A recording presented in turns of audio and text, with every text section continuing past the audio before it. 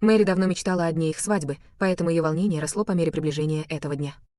Она лично выбрала кольца и организовала медовый месяц, так как ее жених был всегда занят работой. Но пока она была занята подготовкой к их будущему, мужчина, которого она любила, тоже был занят, обнимая свою любовницу. В тот момент, когда они увидели друг друга, они страстно обнялись, как два голодных животных, жаждущих ласки. Пока они были вместе, мужчина получил сообщение от Мэри с вопросом, когда он закончит работу. Он ответил, что все еще на встрече, а затем выключил телефон, чтобы продолжить флиртовать с другой женщиной. Тем временем Мэри случайно столкнулась с кем-то, одетым в костюм медведя и раздающим листовки. Она не придала этому значения, не подозревая, что эта встреча скоро изменит ее жизнь. Вечером, когда она убирала их новый дом, позвонила ее мать. Мэри излила свое разочарование по поводу того, что ей приходится одной заниматься всеми приготовлениями к свадьбе. Что еще хуже, ее будущая свекровь хотела грандиозную свадьбу в отеле, хотя они не могли себе этого позволить. Ей даже пришлось одолжить деньги у матери, чтобы оплатить аренду дома, поскольку ее жених не внес ни цента. Мать посоветовала ей не жаловаться и сохранять достоинство будущей жены.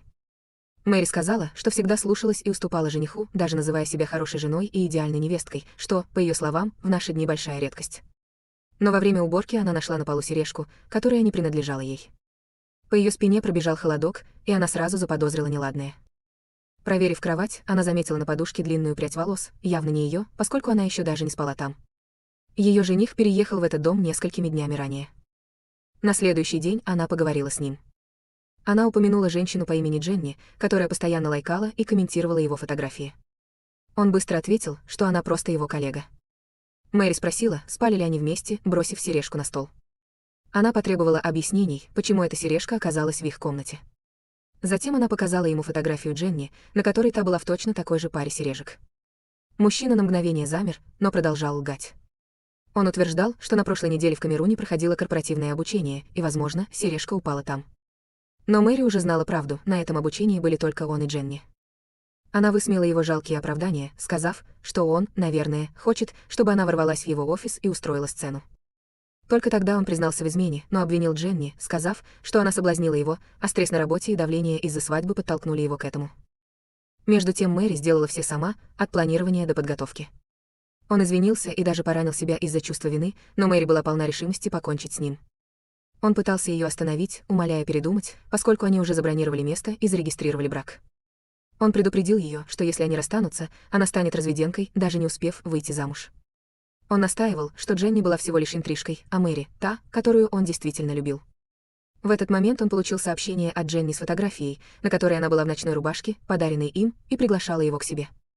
Мэри попыталась вырвать у него телефон, но он выхватил его, порвал сообщение и раздавил телефон вместе с рукой Мэри. Это было последней каплей. Мэри взорвалась, выплеснув всю боль, которую она держала в себе, из-за того, что он привел свою любовницу в дом, предназначенный для их семейной жизни. В течение 7 месяцев с тех пор, как Дженни пришла в компанию, он использовал сверхурочную работу и корпоративные ужины как повод, часто выключая свой телефон. Он забыл о ее дне рождения и их годовщине. Она все подготовила сама: наряды, кольца, всю свадьбу.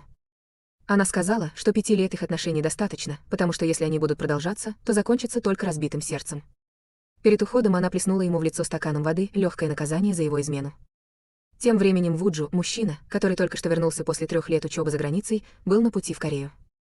В тот момент, когда его самолет приземлился, ему позвонила его бабушка. Мадам Пилнаян, владелица крупнейшей в стране кондитерской компании. Она воспитала Вуджу с детства после того, как он потерял родителей, и теперь он был единственным наследником бизнеса. После 3 долгих лет он наконец заработал месячный отпуск и попросил провести его где-нибудь в тишине, прежде чем возвращаться домой. Он отправился в приморский город Кинчун, чтобы расслабиться, порыбачить, покататься на велосипеде, насладиться едой и пейзажами, вещами, на которые у него никогда раньше не было времени. Месяц спустя Мэри и ее бывший жених официально расстались. Все документы были готовы, оставалось только подать их в суд. Перед тем, как расстаться навсегда, мужчина попросил о должной прощальной церемонии. Мэри холодно отказала, выгнала его и показала ему средний палец, когда он уходил. Внешне она вела себя сильной, но внутри была разбита. 5 лет вместе, наполненные воспоминаниями, улыбками и обещаниями, ушли. Тем не менее, она поклялась перестроить свою жизнь, зарабатывать свои собственные деньги, путешествовать по миру и жить счастливо без него. Но ее несчастья на этом не закончились. Полиция прибыла, чтобы сообщить ей, что она была обманута при аренде дома. Настоящий владелец был за границей и только доверил недвижимость агентству по недвижимости. Один из сотрудников вступил в сговор с поддельным владельцем, чтобы подписать с ней договор. Теперь ей пришлось немедленно съехать или столкнуться с судебным преследованием. Она позвонила своему бывшему жениху за помощью, зная, что у него есть родственник, работающий в прокуратуре, и что они оба подписали договор на аренду дома. Но он отказался, сказав, что между ними все кончено, и велел ей больше никогда не связываться с ним. Не имея никого, кому можно было бы обратиться, Мэри утопила свое горе в алкоголе. Ее мать, не зная о разрыве, позвонила и сказала, что хочет отвезти еду семье жениха. Мэри остановила ее и извинилась, но все равно не смогла заставить себя сказать правду. Пьяная и измученная, она вышла из бара, не зная, куда идти. В этот момент мимо проезжал Уцзю. Не обратив внимания, она столкнулась с его машиной. Уцзю сразу вышел из машины, чтобы извиниться, но Мэри сказала, что с ней все в порядке. Он предложил отвезти ее в больницу, но она отказалась, и он дал ей свой номер на случай, если позже у нее появится боль. Когда Мэри увидела его имя Уцзю в своем телефоне, она была шокирована, так как это было то же имя, что и у ее бывшего жениха. В пьяном состоянии она приняла его за мужчину, разбившего ей сердце. Она ударила его по лицу и в гневе обвинила его в том, что он убегает от своих ошибок. Уцзю, сбитый с толку, подумал, что она говорит о ДТП, и спросил, сколько он ей должен. Мэри крикнула «100 миллионов», оставив его безмольным. Он быстро отступил и сел в машину, но Мэри погналась за ним. Уцзю оттащил ее в сторону и предупредил, что вызовет полицию, если она не остановится. Тем не менее, она отказалась отпускать его и в борьбе упала назад на горшок с кактусом, шипы которого больно вонзились в нее. Охваченная болью и отчаянием, Мэри почувствовала себя совершенно ошеломленной, как будто вес всего ее мира наконец-то раздавил ее. Пока Уцзю не напомнил ей, что под ней застряли колючки кактуса, Мэри наконец-то закричала от боли. Уцзю быстро помог ей встать, хотя следы от колючек все еще были видны на ее ягодицах. Он поспешил отвезти ее в больницу, где врачи должны были удалить один за другим 17 шипов, глубоко вонзившихся в ее кожу. По совпадению, врач, который ее лечил, Цзинь Цзиян, оказался другом Уцзю. Цзинь Цзиян спросил Уцзю, не является ли он бойфрендом этой женщины, но тот объяснил, что она просто пьяная незнакомка, которую он встретил на дороге. Он не стал объяснять всю историю, так как она была длинной. Уцзю поблагодарил его, но вместо того, чтобы принять его благодарность, Цзинь Цзиян в шутку попросил его купить ей чашку кофе, чтобы она проснулась. Он согласился, но когда увидел, как Мэри хромает по лестнице, решил отложить это на другой раз. После этого Уцзю предложил отвезти Мэри домой. Поскольку она не могла нормально сидеть, ей пришлось оставаться в неудобном положении во время поездки. Когда Мэри наконец протрезвела, она извинилась перед Уцзю за недоразумение прошлой ночью. Она объяснила, что в тот день с ней произошло многое, что затуманило ее разум. Из-за своего странного положения сидя, она начала чувствовать головокружение и попросила выйти из машины. На улице она увидела красивый восход солнца. В этот момент она пообещала себе быть как солнце, оставить прошлое позади и встретить новое утро, полное надежды. Когда они вернулись, Мэри поблагодарила Уцзю за все, что он сделал, и предложила заплатить за поездку. Но прежде чем она успела передать ему деньги, Уцзю быстро уехал. Тем временем в соседнем торговом центре проходил 30-й свадебный фестиваль. Одним из главных событий мероприятия был розыгрыш лотереи для будущих молодоженов, главным призом в которой была роскошная вилла стоимостью 5 миллиардов вон. Однако лотерея была подстроена. Победитель был заранее выбран, это была племянница мэра. Председатель торгового центра Суньюй тайком загнул уголок билета, предназначенного для племянницы, чтобы потом легко его узнать. Он спрятал его в рукаве, готовый вытащить в нужный момент. Но когда он поднялся на сцену для розыгрыша, он случайно уронил билет и не смог найти его среди тысяч других в коробке. Поискав некоторое время, Суньву наконец нашел билет со сложенным краем и вздохнул с облегчением. Но к его шоку, победительницей оказалась не племянница мэра, а Мэри, чей билет случайно имел такой же сгиб. Торговый центр позвонил Мэри, чтобы сообщить, что она выиграла главный приз — роскошную виллу. Она сразу же вышла из уныния, не в силах поверить в свою удачу. Она вспомнила, что когда покупала обручальные кольца, то столкнулась с медведем-талисманом, который дал ей лотерейный билет. Она загнула уголок билета и про себя помолилась о удаче. И теперь эта молитва сбылась. Представитель мероприятия запросил несколько документов для подтверждения ее права на участие, удостоверение личности, справку о том, что она не владеет домом, и копию свидетельства о браке, поскольку мероприятие было предназначено только для молодоженов. Услышав это, Мэри быстро нашла свои документы о разводе и проверила их статус в системе. К ее удивлению, процесс еще не был завершен. Технически она все еще была замужем. Просмотрев документы, директор мероприятия Санг Хён подтвердил, что все в порядке и она имеет право на приз. Однако Санг Хён поинтересовался, почему муж Мэри не может присутствовать на церемонии награждения. Мэри объяснила, что он находится за границей, но Санг Хён отказался. Оба супруга должны были быть присутствовать. Не имея другого выбора, Мэри решила связаться со своим бывшим женихом. Но в этот момент он был занят со своей любовницей. Когда он получил сообщение от Мэри, он сразу заблокировал ее номер. В отчаянии Мэри вдруг вспомнила о Вуджу, мужчине, который носил то же имя и даже был похож на ее бывшего. Из этой мысли в ее голове начала формироваться безумная идея. Тем временем Уджу снова приснился кошмар о трагической аварии, в которой погибли его родители. Он проснулся весь в поту и дрожащий от страха. Он терпел этот кошмар в течение многих лет, полагаясь на снотворное, чтобы его пережить. В другом месте Мэри раздумывала, стоит ли вовлекать Вуджу в свой план. Она почувствовала, что он неплохой человек, поэтому решила позвонить ему и попросить о встрече. Когда они встретились, Мэри внезапно спросила, женат ли Вуджу. Он был ошеломлен, но ответил, что нет. После короткой паузы Мэри заговорила серьезно. Она сказала, что собирается рискнуть, потому что Вуджу был одним из немногих людей, которым она доверяла. «Можешь ли ты быть моим мужем?» — спросила она. Вуджу замер в недоумении, поэтому Мэри поспешила объяснить, что ей нужно, чтобы он только притворился ее мужем на один день, как часть роли. Услышав это, Вуджу встал и начал уходить, но Мэри остановила его. Она заверила его, что не шутит и не сошла с ума. «Мне нужно, чтобы ты притворился моим мужем по очень особой причине», — сказала Мэри. «Мне просто нужно, чтобы ты пошел со мной в торговый центр в 15 часов в эту субботу. Это не займет много времени, и я хорошо тебе заплачу». Вуджу, однако, подумал, что это какая-то афера, возможно, ловушка, чтобы шантажировать кого-то за супружескую измену. Он подозревал, что Мэри пытается использовать его, чтобы поймать мужчину с поличным, а затем потребовать деньги за молчание. Из-за этого он отказался и посоветовал ей найти нормальную работу. «Ты еще молода», — сказал он. «Зачем тебе прибегать к таким грязным уловкам? Такие обманы никогда не приносят успеха». Он даже не дал Мэри возможности объясниться и ушел в ярости. Тем временем мадам Пильнейн хотела назначить Вуджу новым руководителем отдела маркетинга, заменив его двоюродного брата Йон Су, который не показал никаких результатов. С тех пор, как Йон Су занял эту должность, продажи компании резко упали. Мать Йон Су защищала сына и умоляла свою мать дать ему больше времени. Она даже обвинила мать в том, что та предпочитает Вуджу своему настоящему внуку. Но мадам Пильнейн объяснила, что она не проявляет фаворитизма. Йон Су был дан шанс, но он его упустил, поэтому пришло время отдать эту должность кому-то более способному. После встречи мать Йон Су обвинила мужа в том, что он не защитил их сына. Но он ответил, что наличие такого соперника, как Вуджу, пойдет Йон Су на пользу. Эта конкуренция заставит их обоих расти. Тем временем Джин Чжийон была вне себя от радости, когда ей позвонил Вуджу. Она давно ему нравилась. Вуджу принес ей кофе, выполнив свое обещание, и сообщил, что начнет работу на следующий день. Всякий раз, когда Вуджу водил свою бабушку в клинику, Джин Чжийон заботилась о ней. Она в шутку сказала, что не сможет ухаживать за ней вечно, если не станет ее невесткой. «Не говорите мне, что вы заинтересованы в Йон Су?» — подразнил Вуджу. «Конечно, нет», — резко ответила она, явно раздраженная тем, что он все еще не замечал ее намеков. В этот момент рядом споткнулась маленькая девочка. Вуджу заметил плюшевую игрушку, висевшую на ее сумке.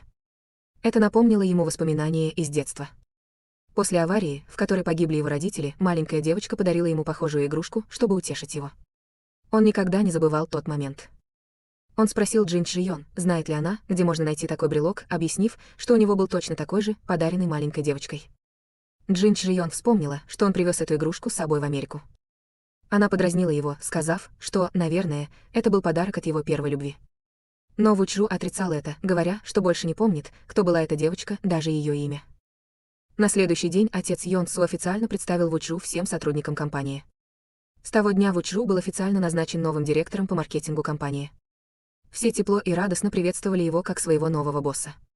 После ухода отца Вуджу встретил в лифте своего двоюродного брата Йон Су. Он спросил, как обстоят дела с документами для предстоящего совещания, и Йон Су заверил его, что все готово. Во время совещания по поводу запуска нового продукта на национальном рынке мадам Пилнаян была очень довольна дизайном упаковки. Однако Йон Су заметил потенциальную проблему с авторскими правами. 6 месяцев назад он подписал контракт на дизайн упаковки, который предоставлял лицензию только на 1 месяц. Это было дешево и предназначалось только для короткой выставки. В то время они не планировали официально запускать продукт, поэтому он подумал, что проблем не будет. Тем не менее, он спросил, что будет, если дизайнерская компания подаст иск о нарушении авторских прав. Услышав это, Вуджу сразу же извинился перед всеми за то, что не заметил эту проблему раньше. Он пообещал связаться с дизайнерской компанией и продлить контракт. Йон Су саркастически высмеял его, назвав любителем, и сказал, что он должен был решить эту проблему еще до начала встречи. Мадам Пилнаян строго приказала Вуджу немедленно продлить контракт, подчеркнув, что сделка имеет решающее значение и ошибки недопустимы. Команда быстро связалась с дизайнерской компанией. К их удивлению, эта компания принадлежала Мэри, которая оказалась председателем совета директоров. Мэри назвала им новую цену — 50 миллионов вон, что в 10 раз превышало первоначальную стоимость, и все были ошеломлены. Но у нее были свои причины. 2 часами ранее Йон Су тайно связался с Мэри. Он сказал ей, что Sun Group скоро свяжется с ней, и посоветовал ей запросить в 10 раз больше, чем раньше. Мэри не знала, с кем именно ей предстоит иметь дело, но не хотела упустить возможность получить большую прибыль. Однако Вуджу отказался согласиться на такую завышенную цену. Он решил лично встретиться с председателем дизайнерской компании, чтобы провести переговоры. Примерно в то же время Мэри получила сообщение от администрации торгового центра. Ей сообщили, что она должна присутствовать на церемонии награждения вместе с мужем, иначе приз будет аннулирован. Тем временем мать бывшего жениха Мэри узнала об отмене свадьбы. Ее дочь не одобряла разрыв, потому что была пристрастилась к кулинарным талантам Мэри и не хотела лишиться своих любимых блюд. Но их мать полностью поддержала разрыв, узнав, что новая девушка ее сына богата. Она даже владела несколькими зданиями в Гонконге. Мать думала, что их ждет новая роскошная жизнь. Вскоре после этого Мэри пришла в их дом. Она не могла дозвониться до своего бывшего жениха, поэтому пошла туда, чтобы спросить о нем. Мать подумала, что Мэри пришла умолять его вернуться, и сразу же оскорбила ее. Женщина сказала: «Твоя мать велела тебе сделать все, чтобы вернуть моего сына? Тебе не стыдно? Ты не подходишь ему. Ты сирота, которая даже не закончила школу. Такая неудачница, как ты, не заслуживает моего сына, у которого есть высшее образование». Сестра ее бывшего присоединилась к ней, обвинив Мэри в том, что она зарегистрировала их брак только для того, чтобы заманить ее брата в ловушку, и даже назвала ее охотницей за деньгами. Мэри изначально пришла поговорить о призе в 5 миллиардов вон за виллу, но, услышав все эти оскорбления, решила промолчать. Вместо этого она спокойно сказала, что если они когда-нибудь услышат что-нибудь о ней в будущем, им следует просто игнорировать это. Она также попросила их передать ее бывшему жениху, что она больше никогда не свяжется с ним. Она покинула дом, чувствуя себя оскорбленной и униженной. Когда она уходила, Мэри позвонил ее сотрудник и сообщил, что какая-то группа хочет немедленно с ней встретиться. В это же время Вуджу готовился к встрече с дизайнерской компанией и снова столкнулся с Йонсу. Йонсу дразнил его, говоря, что мадам Пильнен с нетерпением ждет результатов, поэтому ему лучше хорошо поработать. Вуджу ответил, что Йонсу должен был сам разобраться с этим, но, возможно, он не был выбран директором потому, что не был достаточно способным. Йонсу ухмыльнулся и сказал: «Если ты сможешь продлить контракт по прежней цене, я признаю твою компетентность. Но если не сможешь, просто уйди с этой должности». Вуджу принял вызов. Когда Мэри пришла навстречу, она была шокирована, увидев там Вуджу. Она не могла поверить своим глазам. Может, она ошиблась. Но нет, это действительно был он.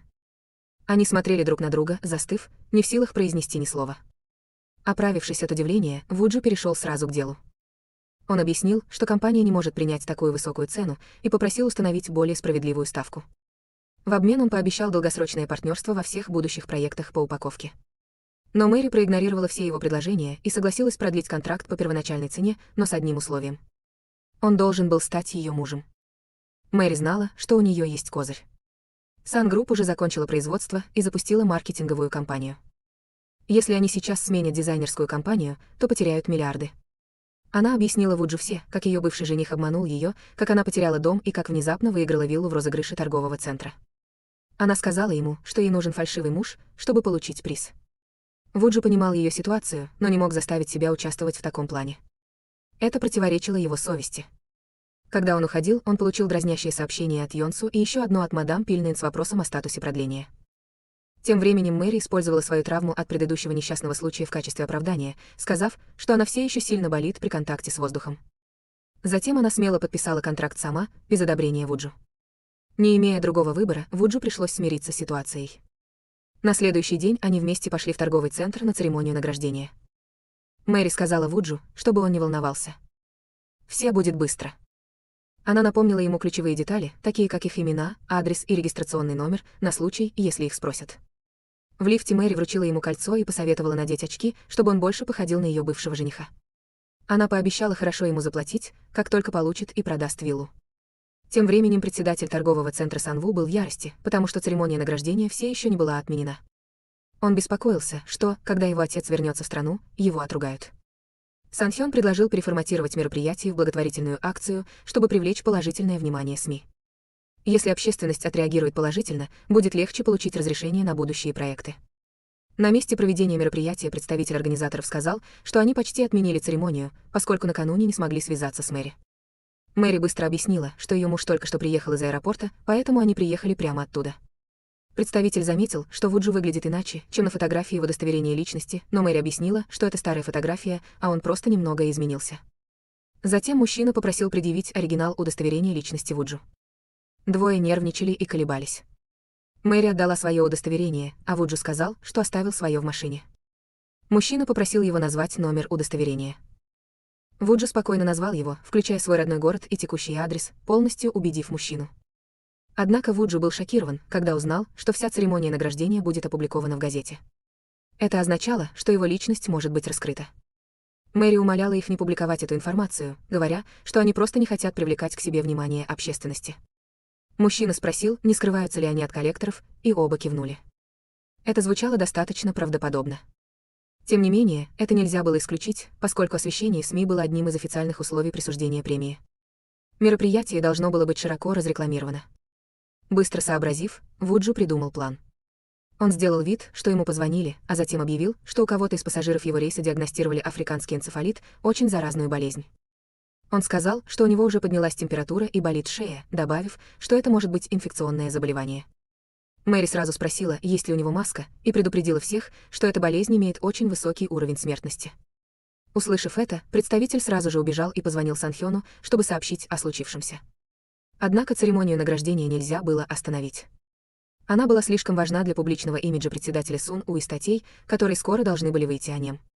Поэтому Уджу быстро принес маску, чтобы награжденный мог ее надеть.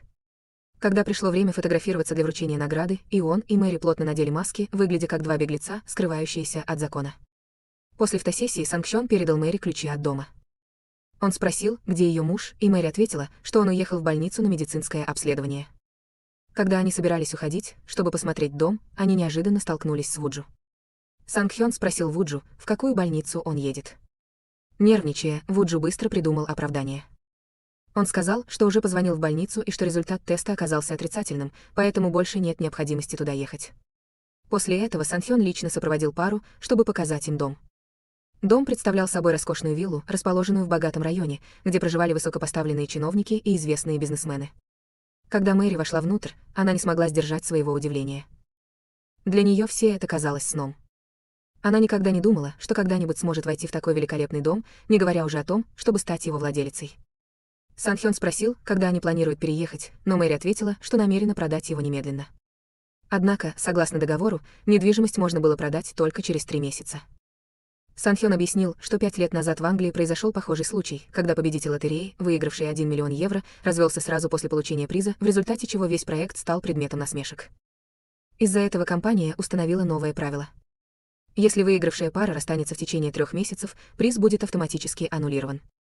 Он также рассказал, что является жителем того же района, и его дом находится прямо напротив их дома. Это поразило и Мэри, и Вуджу. Мэри, которую собирались выселить из съемной квартиры, решила переехать в новую виллу на следующей неделе. Она планировала сказать всем, что ее муж уехал в командировку, если кто-нибудь спросит. Тем не менее, она знала, что если будет продолжать использовать одну и ту же отмазку, правда в конце концов выйдет наружу. Вуджу, с другой стороны, начал испытывать все большие беспокойства. Из-за Мэри он оказался втянут в эту неприятную ситуацию. Если правда выйдет наружу, это наверняка разрушит его жизнь. В отчаянии он снял обручальное кольцо и вернул его Мэри, а затем выбежал из дома. Уйджу позвонил Мэри, чтобы извиниться за свое поведение. Он объяснил, что любой на его месте поступил бы так же.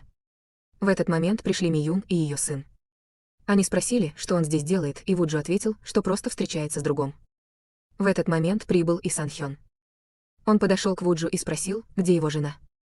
Услышав это, Миюн и Йонсу замерли от шока.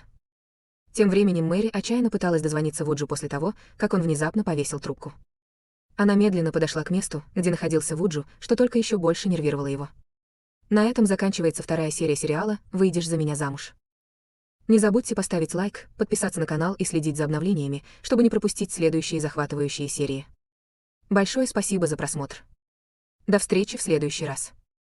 Кимуджу срочно дал. В суматохе она случайно уронила свой телефон. Кимуджу приложил все усилия, чтобы отправить Бэк Санхёна прочь. Тётя и двоюродный брат, которые пропустили все самое интересное, были вынуждены уйти. В этот момент внезапно зазвонил телефон Юмири.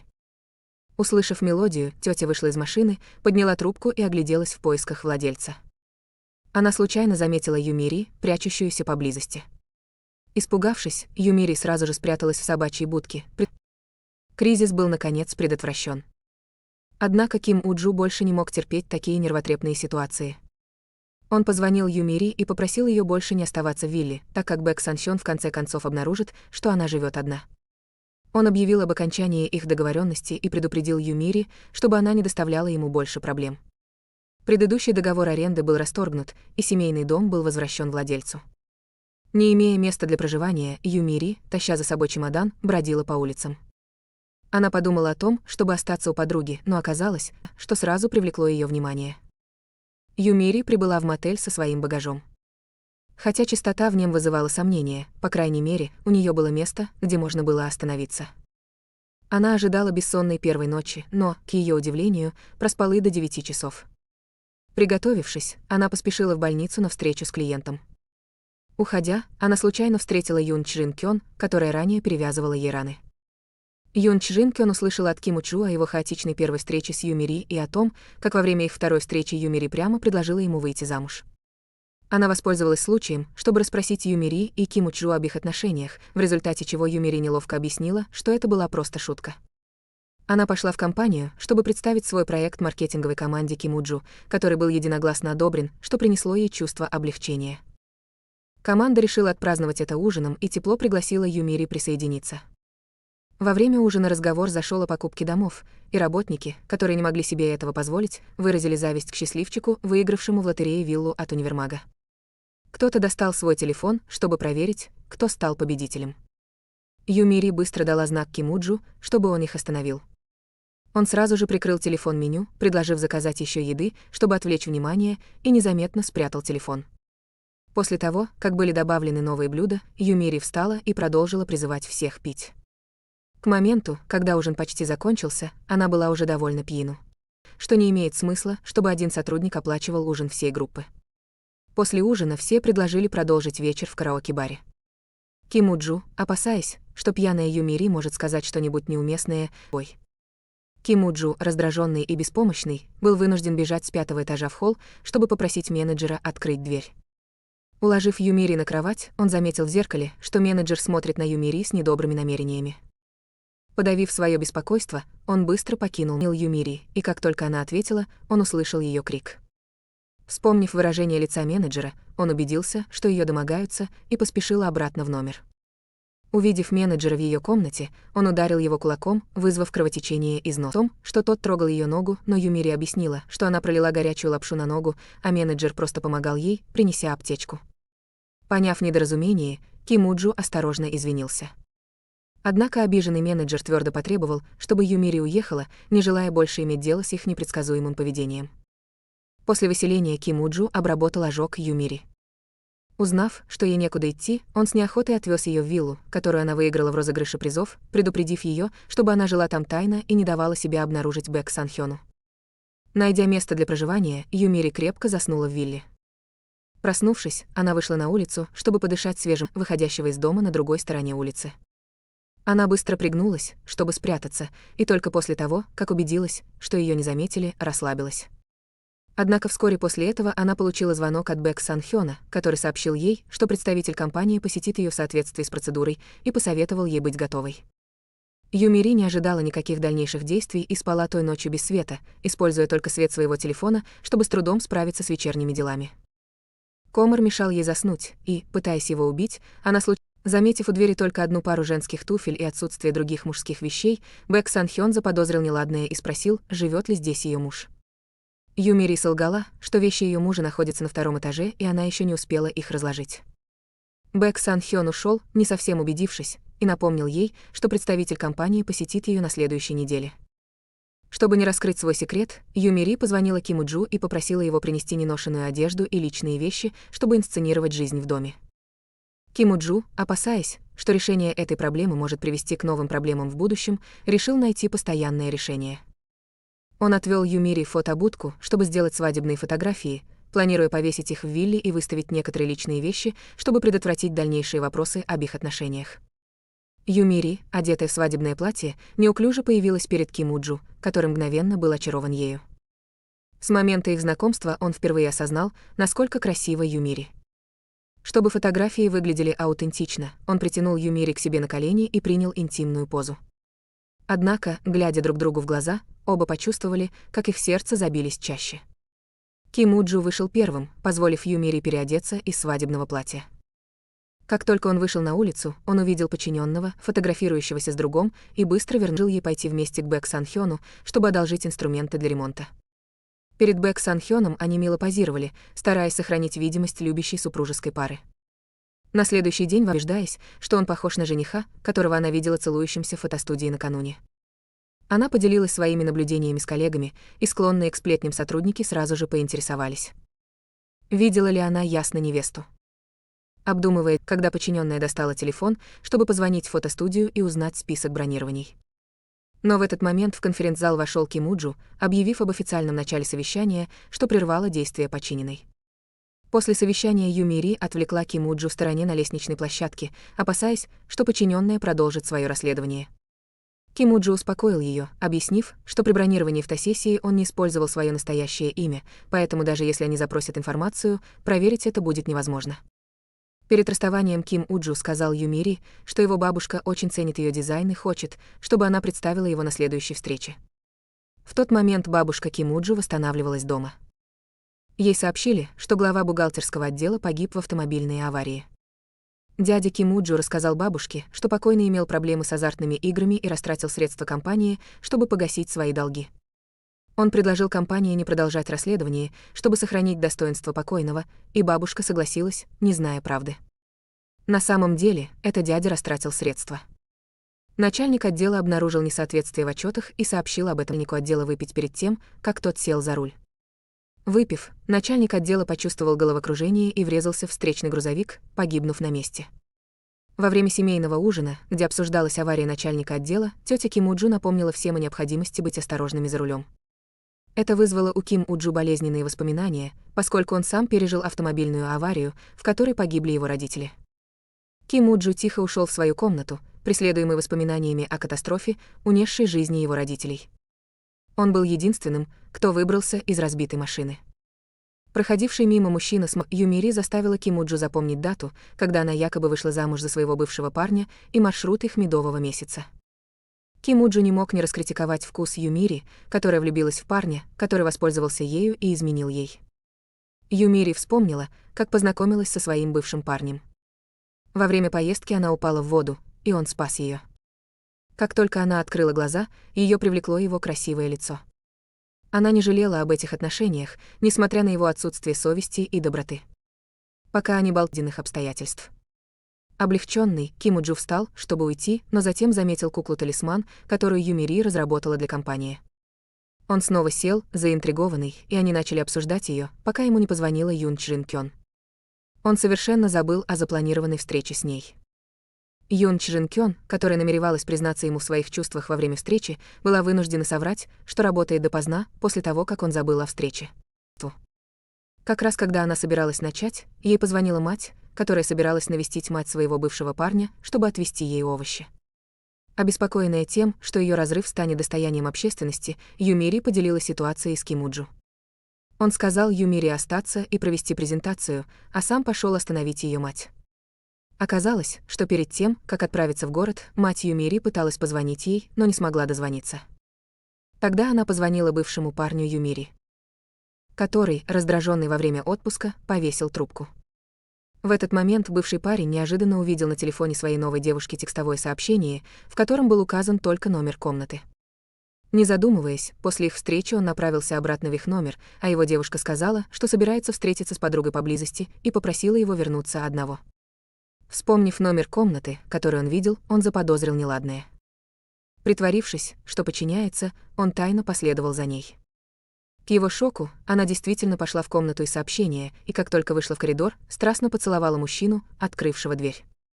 Тем временем, не имея возможности связаться с кем-либо, мать Юмири пришла в дом своего бывшего парня с домашними блюдами. Мать и сестра бывшего парня холодно сообщили ей, что Юмири и их сын давно расстались, и насмешливо сказали, что Юмири Мать Юмири, пытаясь улыбнуться, предположила, что, возможно, произошло недоразумение, но ее высокомерно вытолкнули за дверь, и она случайно упала, разбросав блюдо по земле. Кимуджу, который прибыл как раз вовремя, стал свидетелем этой сцены качества, указывая на то, что именно семье бывшего парня не хватало проницательности. Мать Юмири попросила Кимуджу не говорить Юмири, что она знает о разрыве, затем позвонила Юмири, солгав, что не встречалась с матерью бывшего парня. Однако она не знала, что Юмири уже знала правду, так как сестра бывшего парня связалась с Юмири резким тоном, отругала ее за беспокойство матери и предупредила, чтобы подобные инциденты не повторялись. Когда Кимуджу принес Юмири домашнее блюдо, приготовленное его матерью, он заметил, что она плакала. Он предложил ей рассказать матери правду, мотивируя это тем, что они оба учитывают чувства друг друга, и было бы лучше прояснить ситуацию и разорвать отношения с семьей бывшего парня.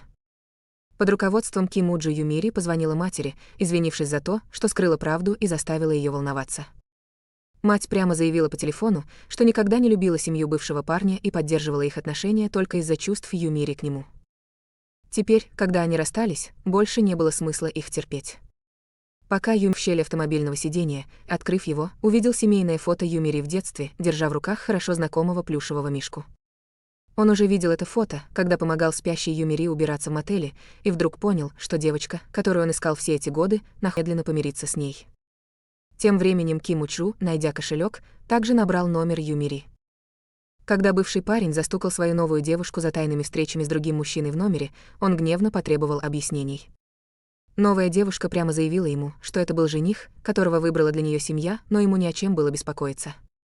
Муж часто уезжал по делам, не мешая их тайным встречам. Бывший парень и представить себе не мог, что станет тем самым другим. Он заставил девушку выбирать между ними. К его удивлению, она не колебалась. Она выбрала жениха и, не раздумывая, бросила его. Униженный, бывший парень тут же вернулся домой. Как только он приземлился, он позвонил Юмири, чтобы помириться. Но она бросила трубку, как только узнала его голос. Убежденный, что Юмири не может жить без него, бывший парень принял ее холодность за истерику. Юмири бросила трубку, но тут же получила звонок от Кимуджу. Она узнала, что потерянный кошелек ее матери нашелся, и они договорились встретиться на следующий день, чтобы вернуть его. Кимуджу не мог скрыть радости от того, что снова увидел Юмири. Но он никак не ожидал, что Бэк Санхён придет к нему на деловую встречу. Его бабушка и дядя специально попросили его доставить файлы. Боясь, что Бэк Санхён его узнает, Кимуджу притворился, что у него болит живот, и послал кого-то другого. Он думал, что ему все сойдет с рук, пока дядя не вывел Бэк Санхёна на улицу и не столкнулся с ним внизу. Дядя тут же представил их друг другу. Вынужденный подыгрывать, Кимуджу неловко представился сам, как будто они никогда не встречались. К его удивлению, Бэк Санхён протянул руку и тоже сделал вид, что они впервые. Оказавшись один в лифте, Кимуджу быстро придумал оправдание. Он не признался в их отношениях, чтобы не усложнять рабочие вопросы. К счастью, Бэк Санхён сохранил деловой тон. Он не хотел, чтобы личные связи влияли на бизнес, и подыграл. В этот момент двери лифта внезапно распахнулись. Юмири стояла снаружи. Увидев их вместе, она на долю секунды замешкалась, но быстро взяла себя в руки. Юмири воспользовался случаем и вытащил из кармана его кошелек, заявив, что по ошибке взял ее. Кимуджу подхватил ложь, пробормотав, что, должно быть, схватил не тот в утренней спешке. Бэк Санхён тут же надавил еще сильнее. Он видел Юмири одну у ворот района тем утром. Она ясно сказала, что Кимуджу всю ночь работал сверхурочно в офисе и не вернулся домой. Как он мог по ошибке взять ее кошелек утром? Поняв, что их разоблачили, Кимуджу хлопнул себя по лбу. Он списал все на свою оплошность, вызванную сверхурочной работой. Должно быть, он перепутал кошельки 2 дня назад. Провожая Бэк Санхёна, они оба вздохнули с облегчением. Кимуджу отругал Юмири за то, что она не сообщила ему об их утренней встрече раньше, из-за чего их истории перепутались. Он воспользовался ситуацией, чтобы потребовать. Они связываются друг с другом 4 раза в день, утром, днем, вечером и перед сном, и постоянно сообщают друг другу о своем местонахождении. Юмири сочла такое поведение излишним. Кимуджу выпалил, что молодожены обычно связываются друг с другом 12 раз в день. В тот момент, когда он это сказал, он понял, что выдал себя. Он быстро вывернул это наизнанку, заявив, что это ради Юмири. На следующий день Юмири ужинала с другом, находящимся в военном отпуске, когда к ним подошел Ким Учжу, чтобы присоединиться к их столику. Подруга тут же начала льстить красотке Ким Учжу и раскрыла прошлое Юмири. Она сказала, что всегда была одержима красивыми лицами. Однажды она отдала своего любимого плюшевого мишку только потому, что голова маленького мальчика выглядела красиво. Она назвала его своей первой любовью. Юмири поспешно объяснила. Ей было жаль его после аварии, хотя голова у него и правда была красивая. Ким Учжу не удержался и потрогал себя за голову. Он спросил, помнит ли она этого мальчика. Юмири вздохнула. С тех пор я его больше не видела. Но он был таким красивым. Моя детская любовь. Уверена, что сейчас он стал еще более выдающимся. Когда Ким Учжу поняла, что он ее детская любовь, сердце ее замерло. Его радость было невозможно скрыть. Вечером он ужинал с Юн Джин Гён. Юн Джин Гён уже готовилась признаться ей в чувствах, но Ким Учжу все еще была полна радости. Он взволнованно поделился тем, что наконец-то узнал. Девушкой, которая подарила ему плюшевого мишку много лет назад, была Юмири. Юн Джин Гён не могла игнорировать его сияющую улыбку. Ее сердце охватила ревность. Ким Учжу вспомнил. После поступления в среднюю школу он получил адрес Юмири в полиции. Он специально пошел туда, чтобы поблагодарить ее отца. Но он узнал, что через 2 месяца после аварии отец Юмири умер, приложив дополнительные показания в полицейском участке. Позже, у дома Юмири, он подслушал жалобы ее матери. «Если бы мы не пошли в полицию, этого бы не случилось. Нам не следовало вмешиваться в чужие дела». Ким Учжу был поглощен чувством вины. Он считал, что виноват в смерти отца Юмири. Из-за этого он так и не решился открыться Юмири. Он все еще не был уверен, стоит ли говорить правду. Юн Джин Гён, руководствуясь личными интересами, посоветовал ему не признаваться. В противном случае Юмири наверняка подумает, что он косвенно виноват в смерти ее отца. Ему нужно было лучше подумать о ее чувствах. Ким Учжу был подавлен. В конце концов, он решил последовать ее совету и пока скрыть свою личность. В годовщину смерти родителей семья пошла в храм молиться. После этого его двоюродный брат предложил поесть суп из морских водорослей. В конце концов, это был еще и день рождения Ким Учжу. Но его тетя внезапно презрительно усмехнулась. Ким Учжу убил своих родителей. Он не празднует свой день рождения. Сердце Ким Учжу сжалось. На обратном пути он не мог игнорировать сложное выражение лица бабушки. От этого ему стало еще хуже. Много лет назад он жаловался на родителей за то, что те подарили ему подарок, предназначенный его двоюродному брату. Он устроил истерику в машине. Отец сел за руль, обернувшись, чтобы успокоить его. Вдруг на них на большой скорости налетел грузовик. Отец слишком поздно вильнул. Машина съехала с моста. Его родители погибли на месте. На похоронах Ким Учжу был поглощен чувством вины. Он считал, что его истерика убила его родителей. Его дедушка не мог вынести этой жестокой правды. Он смотрел на него с ненавистью, словно хотел разорвать на части. Но никто не знал, что авария не была случайностью. После инцидента на место происшествия пришел таинственный человек. Убедившись, что родители Ким Учжу мертвы, они отправили сообщение его дяде. Не зная правды, Ким Учжу не праздновал свой день рождения с тех пор, как умерли родители. Он вспомнил ледяные насмешки тети и обвинения бабушки и дедушки. Грудь болела так сильно, что он едва мог дышать. Как только он потянулся за обезболивающим, ему внезапно пришло сообщение от Юмири. Она узнала из рабочего чата, что у него сегодня день рождения, и хотела отпраздновать это вместе с ним. Ким Учжу воспользовался случаем и пригласил ее на ужин. Придя к ней домой, он увидел стол, уставленный вкусной едой и специально приготовленный праздничный торт. В этот момент его боль утихла. Он признался Юмири, что не отмечал свой день рождения с 8 лет. Каждый год в этот день он зарывается под одеяло, надеясь, что время пролетит быстро. Юмири пожалела его прошлое и тепло утешила его. «Если сон помогает тебе чувствовать себя лучше, то вперед», — сказала она. В этот момент Юмири внезапно увидела 2 радуги в небе после дождя. Взволнованная, она вытащила Ким Учжу на улицу, чтобы загадать желание. Юмири закрыла глаза и пожелала заработать много денег, чтобы ее мать была здорова и чтобы тайны этого дома никогда не были раскрыты. Загадав желание, она повернулась и спросила Ким Учжу, о чем он мечтал. Ким Учру сделал вид, что не помнит, но в тот краткий миг он загадал свое самое искреннее желание, чтобы Ю Мэри, которая всегда вытаскивала его из отчаяния, бросилась к нему, но споткнулась о водопроводную трубу на земле и упала прямо в объятия Ким Учру. Их сердца забились как барабаны, взгляды встретились, и между ними разгорелись будоражащие чувства. Ким Учру медленно наклонилась, а Ю Мэри постепенно придвинулась ближе. Но этот сладкий момент увидел ее бывший парень, который пришел ее искать. Как только Ким Учру собирался поцеловать ее, Ю Мэри заметила своего бывшего парня. Испугавшись, она тут же потянула Ким Учру к себе, чтобы спрятаться. Бывший парень, который не мог ясно видеть, решил, что это просто кто-то, похожий на Ю Мэри. Хотя Ю Мэри временно избежала разоблачения, она не могла избавиться от беспокойства. Как только ее бывший парень узнал о вилле, он сделал все, чтобы заявить на нее право. Ким Учру предложила ей объединиться с бывшим парнем, когда придет время, чтобы сохранить дом. Но Ю Мэри отказалась иметь что-либо общее с ним или его семьей. Она молча молилась, чтобы он перестал беспокоить ее, и она смогла бы успешно продать дом в течение 3 месяцев. Бывший парень все равно не сдавался и обратился в ее компанию. Он утверждал, что взвешивал варианты между своей новой девушкой и Ю Мэри и в конечном итоге выбрал Ю Мэри. Но Ю Мэри раскусила истинную натуру его семьи. Каждое его слово вызывало у нее отвращение.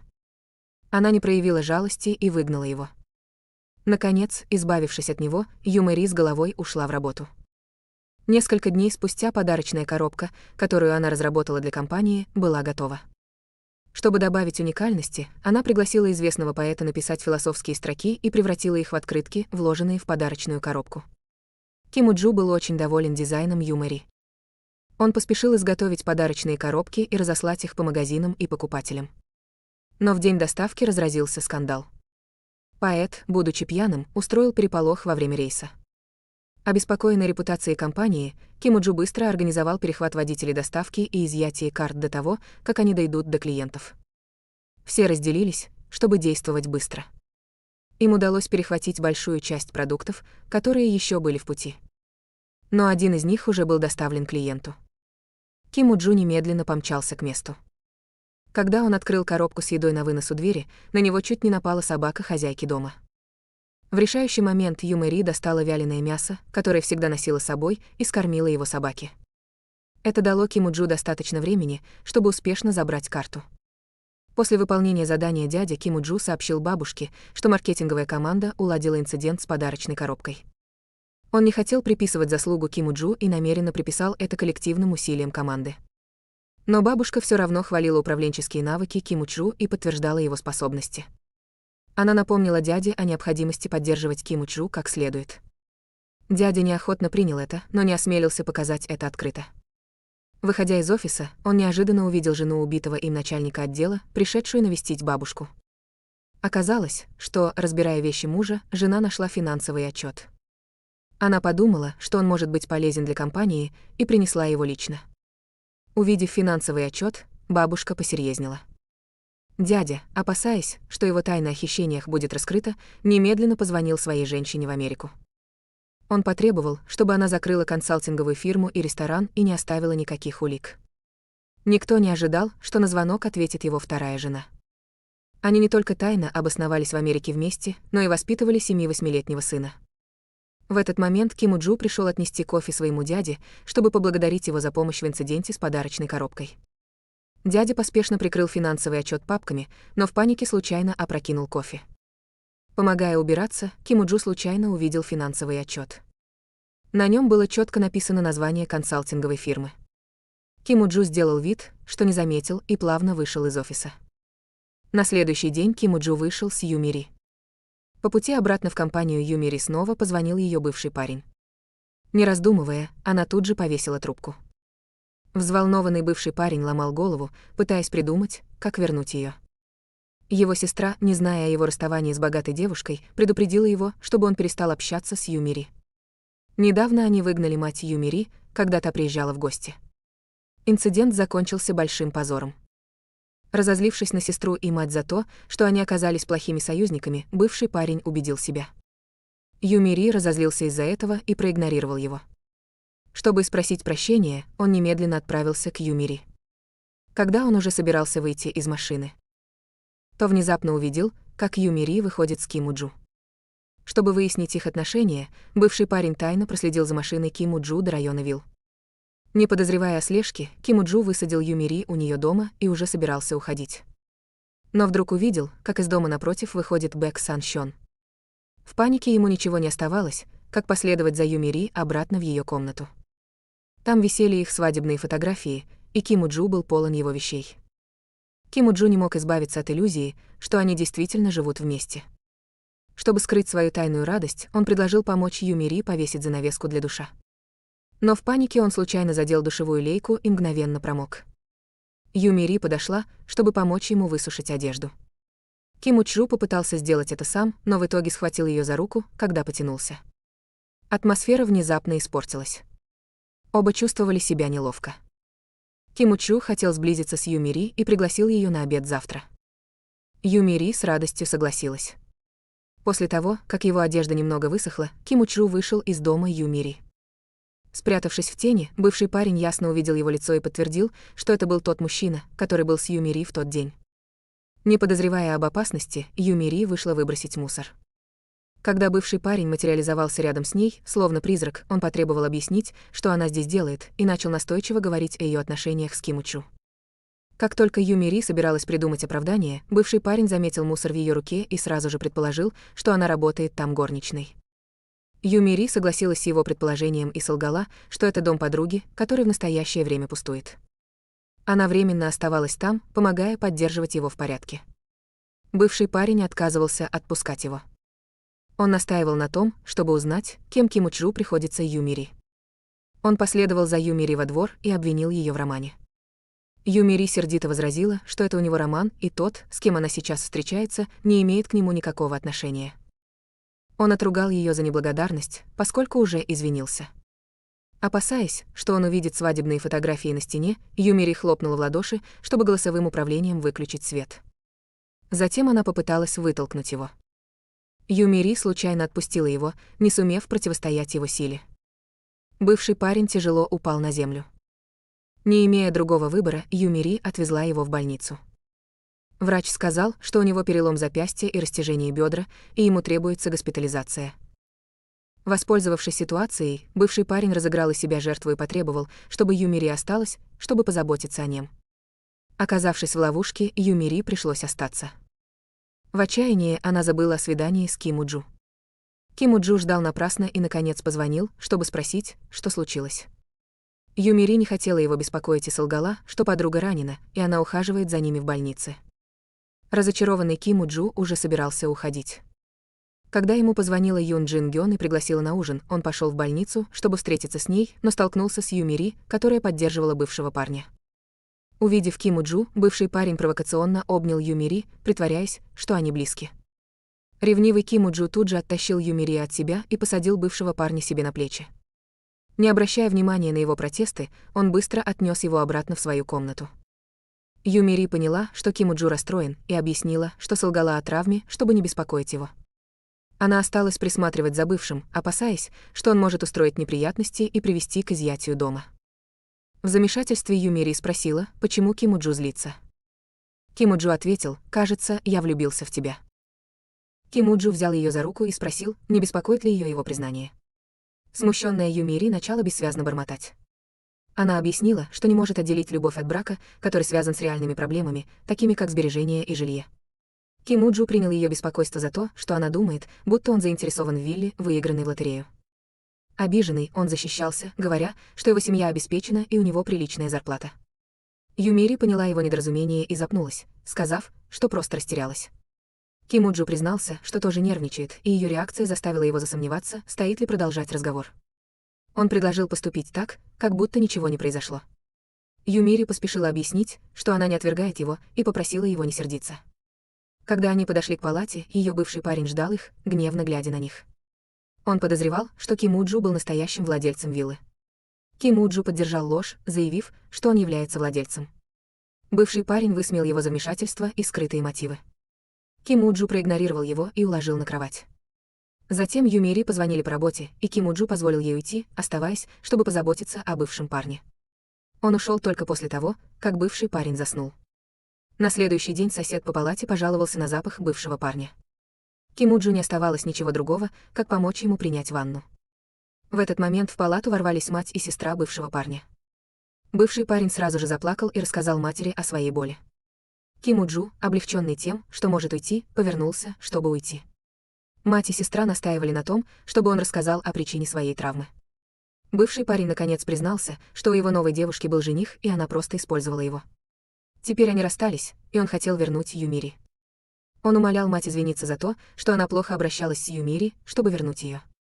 Мать, не выдержав страданий своего драгоценного сына, с неохотой позвонила Юмири, но по-прежнему сохраняла высокомерные отношения, как будто то, что она позвонила, уже было одолжением Юмири. Юмири прямо заявила, что не хочет больше общаться с этой семьей, и попросила их держать сына подальше от нее. Затем она решительно повесила трубку. Не зная о бесстыдном поведении бывшего парня и его матери, Ким У-джу, стремясь наладить отношения с Юмири, проявил инициативу. Однажды вечером после работы он подобрал ее на своей новой машине, хвастаясь, что она первая, кто в ней едет, и что он будет часто ее возить. Юмири была в восторге, но в шутку притворилась, что не поддается на сладкие слова. Чтобы доказать свою искренность, Ким У-джу вручил ей тщательно подготовленный букет цветов из настольного тенниса заднего сиденья, притворившись, что не знает его значения, и попросил ее посмотреть в словаре. Узнав, что язык цветов означает «я искренен», Юмири поняла, что он тонко признается ей в своих чувствах, и ее сердце затрепетало от радости. У ворот виллы Юмири также подарила ему подарок, поблагодарив его за помощь своему бывшему парню. Ким У-джу в шутку возразил, что одного подарка недостаточно, она должна пригласить его на лапшу быстрого приготовления или выпить, и что у него есть что ей показать.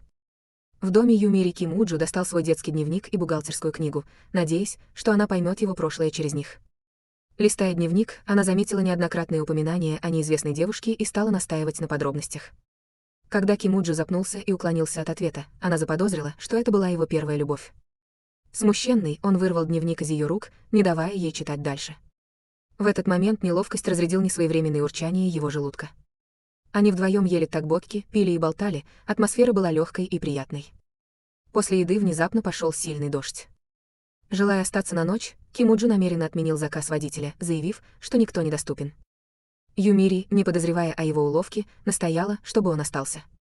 Довольный своим планом, Ким У-джу с удовольствием растянулся на диване, наслаждаясь теплом от того, что находится под одной крышей с Юмири. На следующее утро они оба надели одинаковую одежду и пошли в общественную столовую. Чтобы Бэк Сан Хён их увидел и убедился, что они действительно женаты. Закончив трапезу, они подумали, что Бэк Сан Хён на время перестанет за ними следить. Однако, когда они подошли к своему дому, они столкнулись с Юн Чжин Кён, которая выходила из дома Бэк Сан Хёна.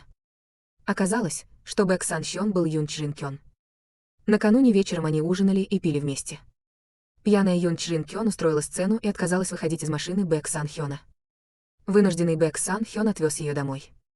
Протрезвев, Юн Чжин Кён поспешила уйти, но столкнулась с Ким У-джу. Она спросила, почему он здесь.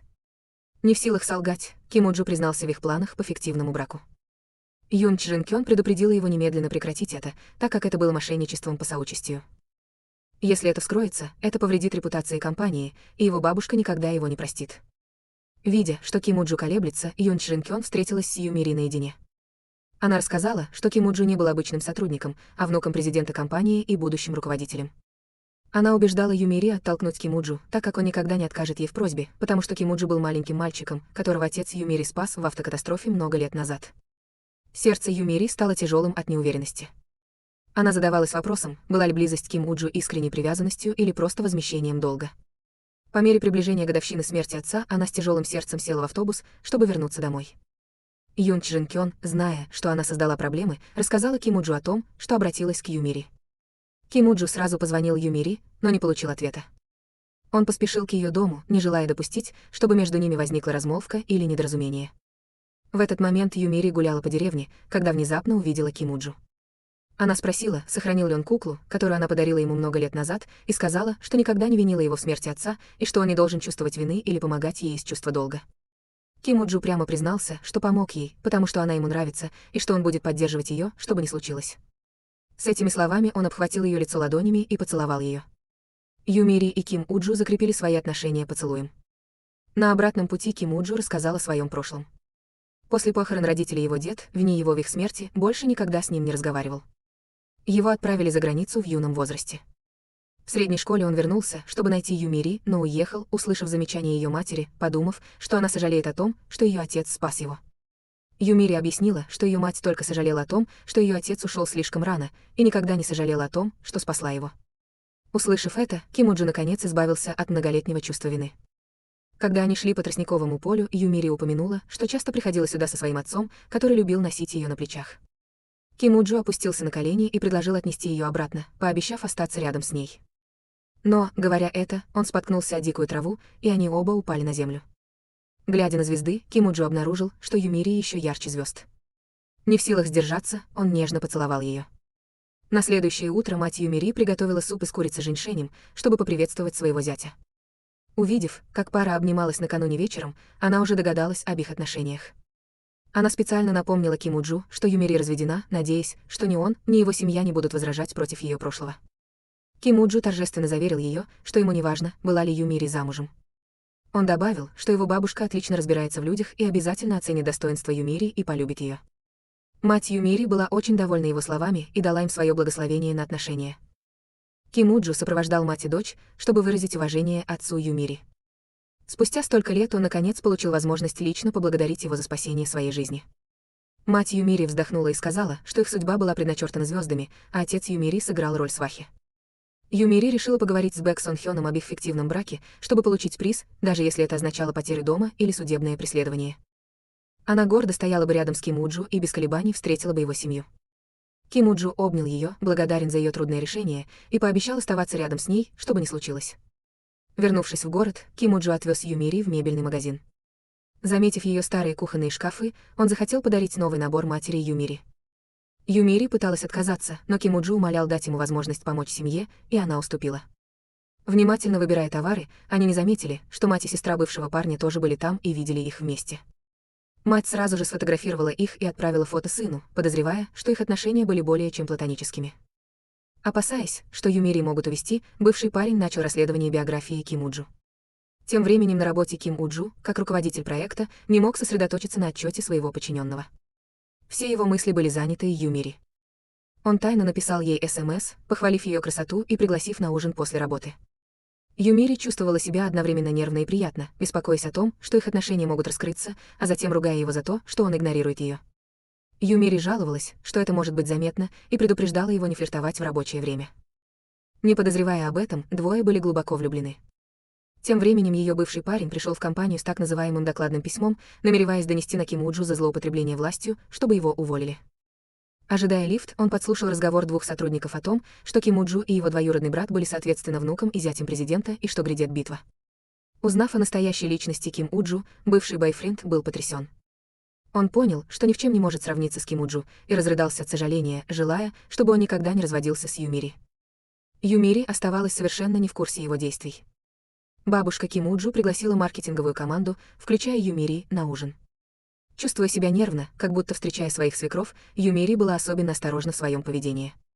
За ужином бабушка рассказала о философии компании, подчеркнув, что искренность является самым важным как в жизни, так и в бизнесе, и что она ненавидит тех, кто обманывает других для личной выгоды. Ее слова задели Юмири, поскольку ее отношения с Кимуджу начались с обмана. Если бабушка узнает об этом, она никогда не одобрит их отношения. После ужина Юмири ушла с смешанными чувствами.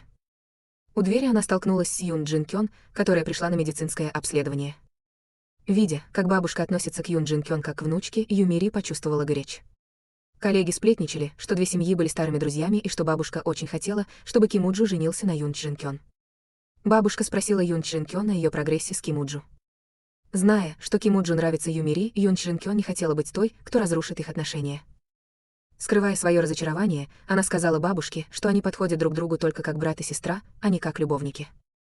Бывший парень, посторонний в этом любовном треугольнике, был гораздо менее просвещен. Лежа дома, он гневно размышлял. Его мать приказала ему пойти и заняться возмещением расходов на его госпитализацию. Неохотно он ушел. Закончив оформление документов, он вдруг вспомнил, что Юмири когда-то купила ему страховой полис. Он позвонил в страховую компанию, где ему сообщили, что он является страхователем, но Юмири платит страховые взносы и является выгодоприобретателем. Сотрудник компании напомнил ему, что Юмири сказала, что сначала она будет платить страховые взносы, пока он не найдет стабильную работу, после чего выгодоприобретателем станет он. Подумав об этом, он потребовал сменить бенефициара, сославшись на их развод. Компания напомнила ему, что ему необходимо предоставить свидетельство о браке с датой развода. Юмири, не подозревая, что секрет, который она скрывала, не представление документов о разводе, вот-вот раскроется, получила звонок от Кимуджу, который сказал, что едет к ней домой.